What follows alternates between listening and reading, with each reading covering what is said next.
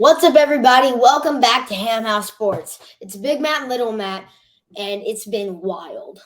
Yeah, we've had a really wild few weeks, and we just wanted to jump on and kind of continue to share with you guys and just teach you guys a little bit of what we're learning, and you continue to make some connections in the hobby. So, Matthew, we have over the last couple of months grown by leaps and bounds. We had a situation pop up at the very beginning of the year where someone reached out to us with a couple of Michael Jordan rookie cards, and initially they wanted to go through the process of grading those cards themselves, but then decided they wanted to sell them. And so we had a big decision to make to purchase them, to go through the risk. I don't even know if we've shared that video, but it's wild. Like, we need to post. Yeah, we did. So this is the actual pack that we cut the Star Jordan out of. And, I want to reflect on that for a minute, because when we had the opportunity to have the Star Jordan and the Fleer Jordan, two most iconic Michael Jordan cards of all time, what do you think back on that? When you think back on that, what do you remember? When I think back, I just think I'm going to be telling my kids that I got into cards in 5 months after I got in. We're buying Michael Jordan rookies. Yeah. And it was just I don't know what that card's going to be worth when I'm older, but it was just so cool. Yeah. And, it was totally the Lord, because, I had, and I literally told him before the year, I said, Dad, my goal for 2023 is to get a Michael Jordan rookie. And on December 31st, we were doing New Year's resolutions. And he said, I really love some growth in Ham House Sports. No less than a week later, we were sent a picture of those Michael Jordan rookies. Yeah, so it was wild. It was totally the Lord and his timing. And it was really just a great lesson for me in trust, and just trust in God with something as seemingly important as cards. But yet that happened, and it was really interesting because when we got the cards, we were so excited, but then when we bought them, it was a big risk for us, and then sending them off to get graded. I remember the package got lost. The package got lost. That was bad. But the part we had this money tied in the Jordans, there was a whole month period we couldn't spend any money because all our money was in the Jordans. So we had to sell and grind, and those Jordans ended up working out for us. Well, it's just I remember the stress that we had of shipping the cards, the package gets lost, and then you're worried about, oh my gosh, what if this doesn't work out? Then you don't know the grade. Yeah. It was just a lot of stress. And it ended up that the Star graded a 6.5 and the Fleer graded a 6. And then even after the cards graded, it was super interesting to me because we took them to a show, and a lot of the dealers were kind of frowning at the Star Jordan. The Fleer Jordan, Michael Jordan's Fleer rookie card is everybody was in it. We took it to him. Oh yeah, how much for that? Everybody wanted that one. Yeah, the Star, it was just wild. And I got really nervous because it was man, we own these cards that we didn't intend to really own, and they're very expensive cards. And, part of me thought we were going to keep them forever, but then part of me was gosh, I'm nervous about this. I kind of want to recoup the money that we put into them. And we had a situation work out that was super cool. Super nice guy. Yeah, just an awesome situation. And the person that sold us the Jordans, we were in communication with them the whole time. So they knew, very transparent, the whole deal. And what was really neat about it is the person we bought the Jordans from was a Dale Murphy fan. Yeah. And so the gentleman that bought the Jordans from us actually gave us a Dale Murphy rookie as part of that deal that we passed on to the gentleman that sold us the Jordans. And then we went out and bought a Dale Murphy flawless patch auto, number 15.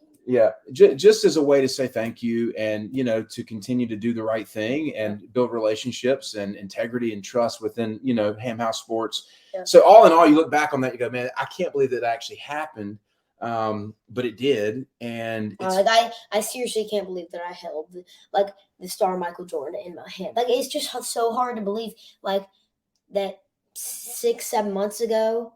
We were buying Tua Select base rookies off eBay in the Mountain House with Uncle Mark, and now we owned a Michael Jordan rookie card. Yeah, we owned all these amazing cards, and that's just proof that no matter where y'all start, within like this many. You can get Yeah. these. Well, you have That's to put your You have mind put to it, and you have to put the work in. Yep. Because And we didn't get any of this from laying around and watching TV. We yeah, actually and like I said, it was Yeah. totally the Lord too. Like, we're not going All to the take Lord. credit for ourselves, because God was like, I just believe when you follow the thing that he puts on your heart, like he provides Yeah. opportunity. And so we go from like just starting out in this hobby, doing some consignment for some friends, to all of a sudden having these Jordan rookies show up, and then selling the Jordan rookies and going like, what do we do now? Yeah.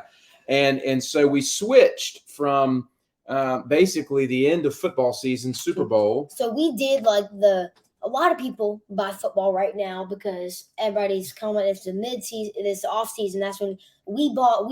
Unfortunately, but kind of fortunately, we got into the hobby right when football started and right when football was at its height. We bought football at its height, and we did sell a lot of it. But we bought baseball, which I think is one of the smartest moves we made. So we switched towards the end of playoffs in football. We switched to kind of looking at baseball season.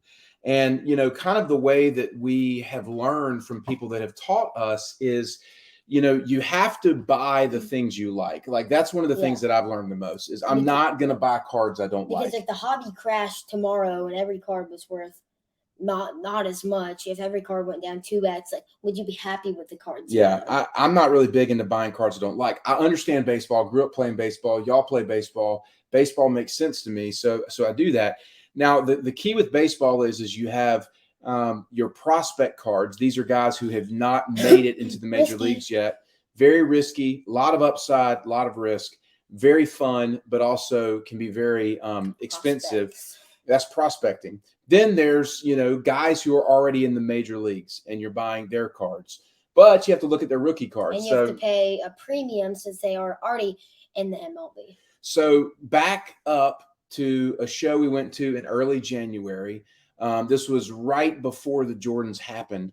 I knew that I wanted to get into a Mike Trout card. And Mike Trout was It was funny because we didn't really know a ton about baseball. We didn't know that's not a lot. We knew nothing about baseball, like, at all. But got into a few breaks but bought this Mike Trout rookie card. This is his refractor in a 9.5. And at the time, that was a big purchase for us. We actually sold a couple of football cards and we had made about $1,000 on that. And I bought this card for like $850. And at the time when I bought it, you didn't like it. Yes, because the day before we bought that, there was a comp at $729. And I was just like, man, I love the card, but like if we're trying to make money on this, we can't play over comp. But at the time, I also didn't realize that baseball's coming up, the WBC's coming up, it's Mike Trout, it's going to go up, and we both thought it was a sick card. Yeah. So we get this card, and then, of course, the Jordans sell, and we start getting into more prospect cards, and it really got crazy. We were buying into breaks, and we were sending stuff off. I think that's probably one of the worst mistakes we've done. Like, it's not a mistake. You've got to do it till you know what to do. And we did it in a way that was wise. We actually. But look, we have all that chrome, and if one of them pops off, their base chrome will be doing like $40. Well, again, I think most people watching the video won't follow along with what that actually means. Maybe people in the hobby will. Okay. But when you're buying into baseball cards of guys that have not made the major leagues yet, you're actually taking the risk that they someday make the major leagues and become a really good player. So we chose to put some money into breaks, thinking some of these guys are probably going to do okay. And so we have a lot of baseball cards right now of guys who have not entered the major leagues. Well, we went kind of hard in that direction, but during the World Baseball Classic, we started to go, wow, there's actually some players in the major leagues that we probably should go after. And so tell them about the Shohei. Yes, so we picked this up in a trade for a Julio Rodriguez, 10-10, Grayson Rodriguez, and a Gunner. We also got a Curry, PSA 9, Topps rookie, but we picked this up in a trade. And I feel like we got it for a really good value, but it says SSP from Topps. What that means is super short print. So not many of these were made. It's a PSA 9, but for a paper card, that's actually pretty good. And it's a very rare Shohei rookie. So let me translate Matthew. This is Shohei Ohtani. He is a dynamic talent in the major league. He's a pitcher and a hitter, and he has a lot of hype around him. And so heading into the World Baseball Classic, we said, let's not only just own the prospects, let's get some guys who are actually more established. So we took a prospect card, a Julio Rodriguez, who was a player for the Seattle Mariners, and we traded Julio Rodriguez into a Shohei along with a couple of other cards. So we traded prospects into established players. So again, I'm trying to do this as a way to teach folks. Yeah. Like if you feel that you have too many prospect cards, see if you can find somebody that would trade prospects for established players, right? If you feel like you have too many established players and you need some prospects, trade some established players for some prospects. The point being is you want to make sure you have a diversified portfolio with your cards, that all you own is just this one player, like for example, Andrew Painter. Andrew Painter is one of the top pitching prospects in the major league, and we were super high on him. But he is injured and he's having to take about 4 weeks off. So if we'd have gone so hard into Andrew Painter and had 20 Andrew Painter cards, right now we would be in a really tough situation. Instead, we have one Andrew Painter card, and now we've got Shohei and some others. So with that said, though, we got to talk about Trey Turner. Right. Yeah. So for those who follow baseball, Trey Turner is a major league stud. He's an all-star every year, plays shortstop for the Philadelphia Phillies. Last season, he was with the Dodgers. Before that, he was with the Nationals, won a batting title and a World Series with the Nationals. And so I should say, last fall said, man, I think I want to get a Trey Turner card. We all agreed that, but since his cards were from 2014, not a lot of raws pop up, I feel like. And if the raw, they probably would have already been graded and they weren't as clean. Probably. Yeah, and so what we did is we found a Trey Turner that we sent in, and it's his base rookie auto, and that card got a 9 out of 10. Now, at the time, we had paid about $120 for this card, and we paid about $20 to get it graded. So we were into it for about $140. And this card was selling for like $120. Yeah. So we were upside down on it. So we were kind of like, Trey Turner, bummer. What? Well, he comes out in the World Baseball Classic, and the night he hit the Grand Slam, we got an offer of $200 on that card.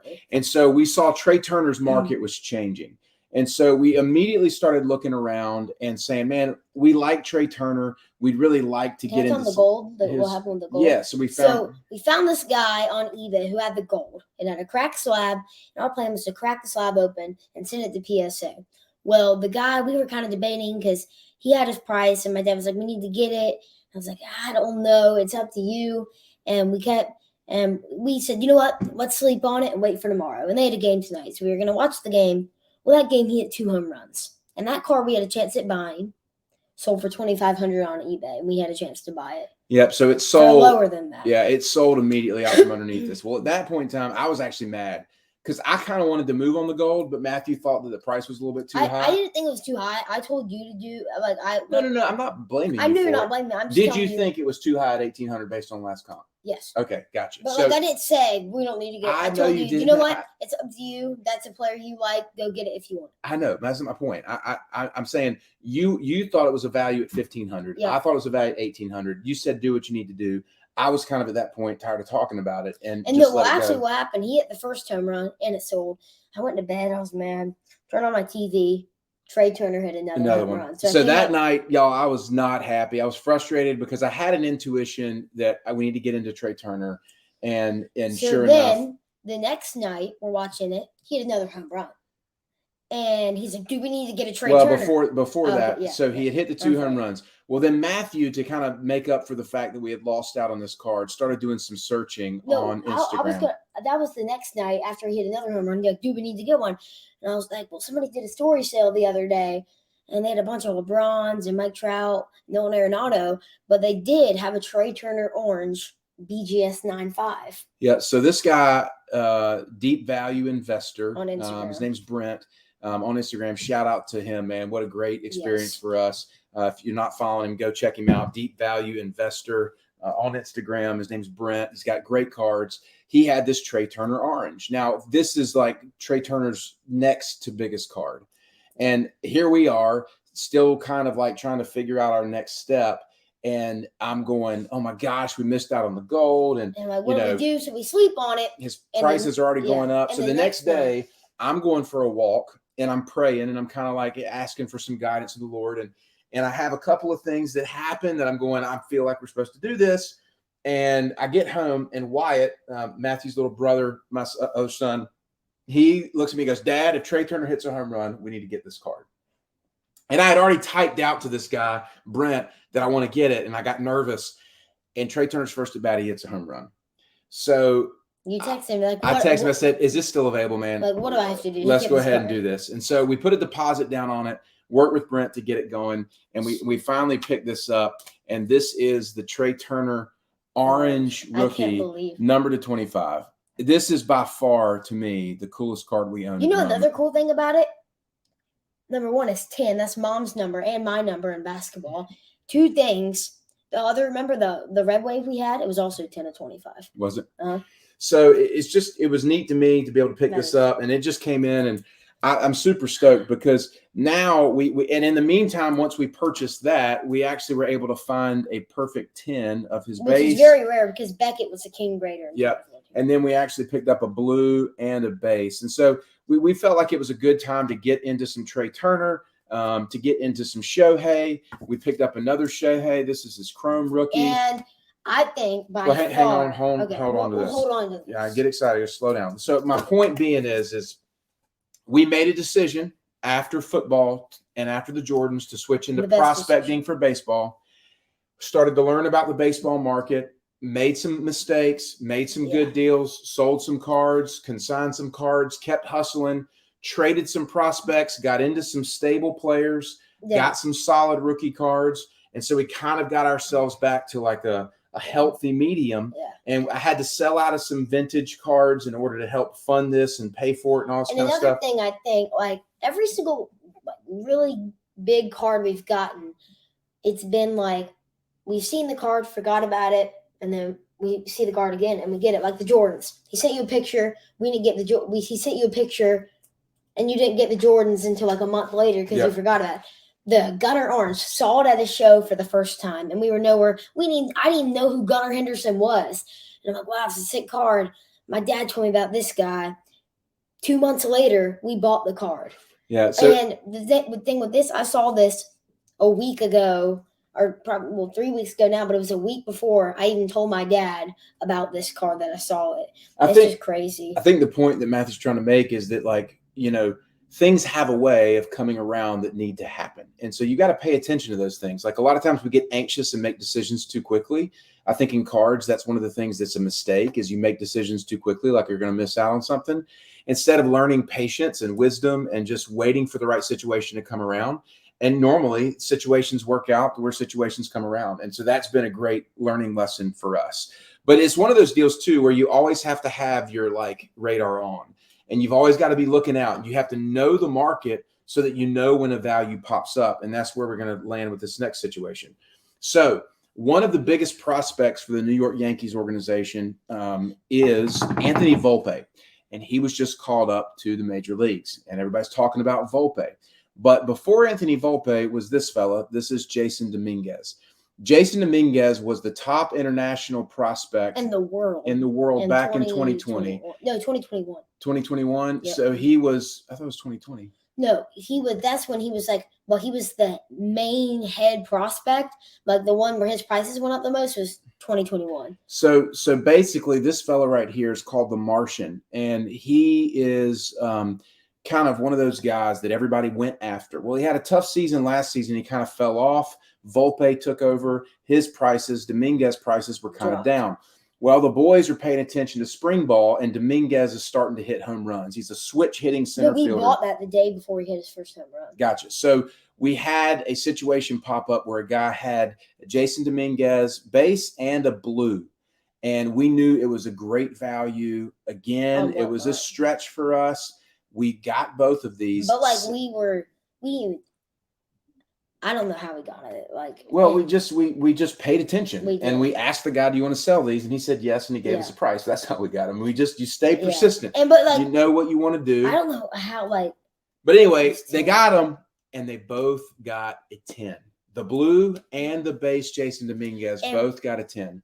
So with our latest submissions to PSA, Like 17 out of 20. 17 to 22, Yeah. something like that, 16 to 22. Yeah. It's crazy. It's like 70% of our cards have come back And as a perfect gem, and it's just kind of wild. But anyway, that has been kind of the journey. It's just like having a lot of favorite PSA. What happened in that process was really neat too. We actually had people starting to reach out to us to see if we could and help them get grade their their cards cards. graded. Yep. So we just sent a submission off And for. if y'all want us, we could do consignment. We grade cards. Well, we got to slow down. We can't take Well, on too much yeah. right now because we still have some consignment to move, do. but we will do that. So if you're interested, reach out. I'm not gonna be able to get to it right now, but like we've got another box over there of probably 40 cards that need to go off the PSA by the end of the week. That's right. So we're having to kind of like take. Well, I meant like grade card. But we're having to take steps right now and like set priorities and, focus on our clients with our consignment, focus on their card grading. We get a lot of folks reaching out to us, asking us about pricing. So we're having to answer their questions, and we've got our own stuff here. So something else too, we wanted to just mention is everybody might be watching this and going, oh, it just seems like you got a golden touch. Like everything you touch happens is good. And, oh, you're just so lucky and all that. Well, not always. Last week we were scammed out of $500 on Mike Trout rookie, and we paid goods and services too. Yeah. So had a situation. We were looking for Mike Trout rookie cards. A guy reached out. He coined the photos, which means he provided an updated photo with the date on there. Whether or not they were photoshopped or not, I don't know. But he, situation was, hey man, looking to move these. Why are you looking to move them? He said, man, unfortunately, I've got some bills due right now, which is very common, but it's also a common thing for scammers. And we said, okay, we'll do it if we can do it with goods and services, which means as a buyer, you're protected. But there's Venmo goods and services and there's PayPal goods and services. And so in this case, it was Venmo goods and services. And so we posted in the group and we said, because PayPal is always good. We've done it multiple times. And so we said, is Venmo goods and services okay? And multiple people said, yes, I actually prefer it over PayPal. So we did the deal.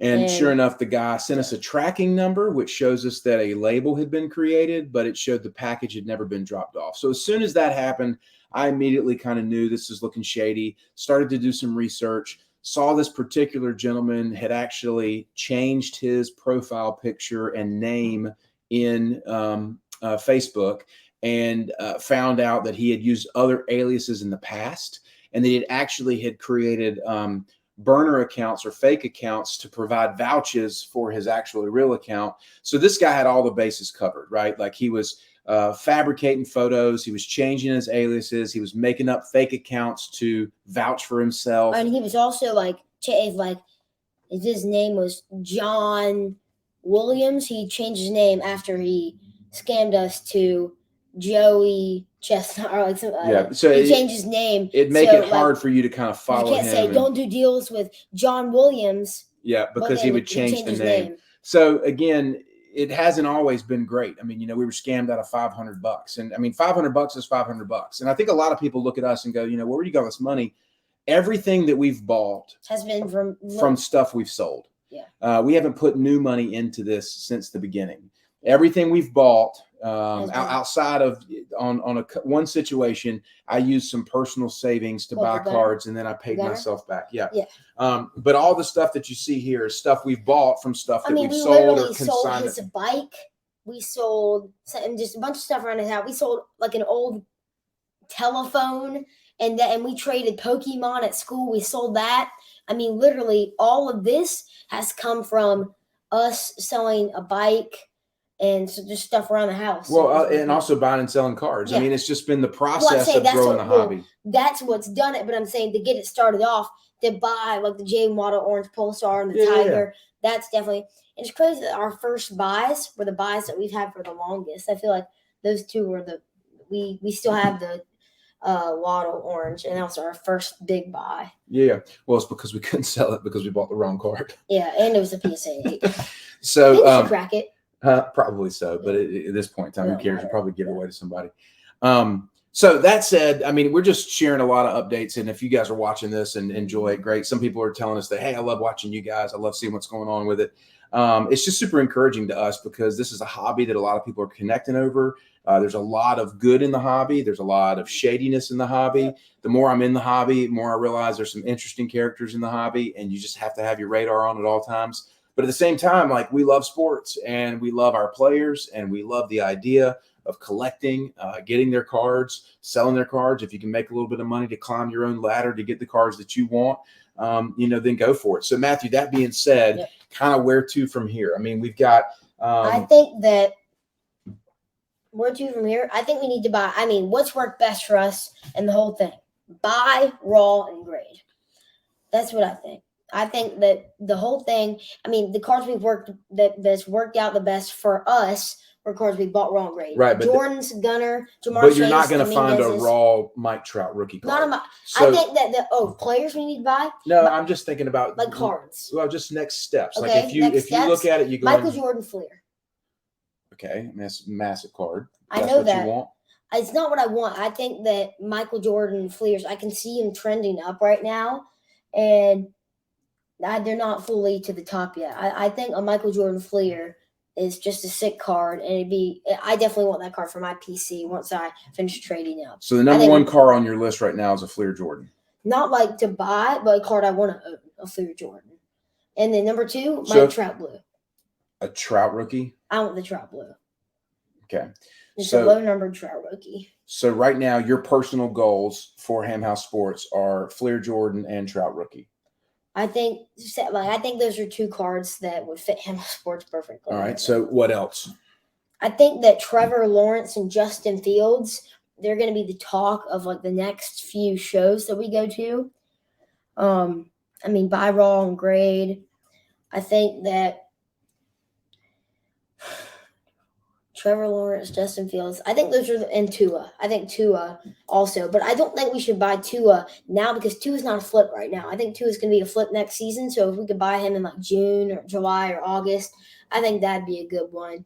But Trout, I mean, always behind Trey Turner, but we already have a monster Trey Turner right here and Mickey Mantle. So in your short-term goal, you're talking about really massive cards. What do you think the day in, day out for Matthew with Ham House Sports looks like? Like Matthews cards? Like no, I'm Trevor talking Lawrence, about yeah, I'm not talking about like these big massive cards. Like if you're trying to reach out to, let's say Liam's watching, say, hey man, these are what I think values are going to be.